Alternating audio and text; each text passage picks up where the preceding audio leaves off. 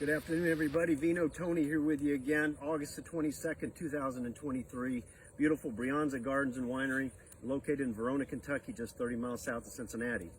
Today I'm going to show you what we're doing as we start to get close to harvest, and what do we do to tell whether the grapes are ready to harvest.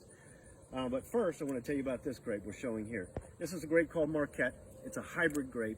It does have Pinot Noir in its parentage, produced by the University of Minnesota, meant to be able to grow in colder climates, such as even here or up in Wisconsin and Michigan. They grow a lot of this grape up there.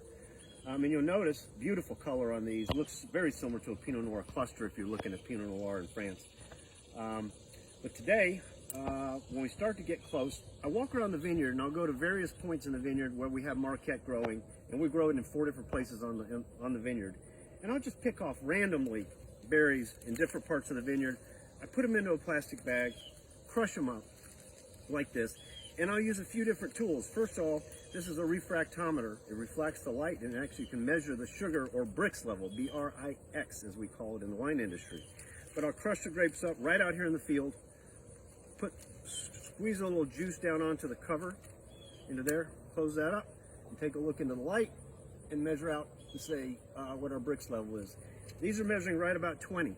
So that'll actually produce a wine that's going to be about 12% alcohol when we ferment all the sugars into alcohol. We usually let our Marquette get up to around 25 Brix, so we want a little higher alcohol on these. But I'll take this baggie, lastly, I'll take this baggie and I'll move it into the winery to the titrator, and I'm going to measure what the acidity level is and what the pH level is also. What we try to do is get those 3 things, the acidity, the pH, and the sugar levels to match up perfectly, and that's when we determine harvest. And we really can't tell if we're going to harvest probably till about maybe 4 or 5 days in advance. That's about as soon as we can get, because we're so dependent on the weather, whether it gets rainy or cold or really hot, or we go through a drought season. So that's really what it depends on. So thanks for being with us today. Come out and see us.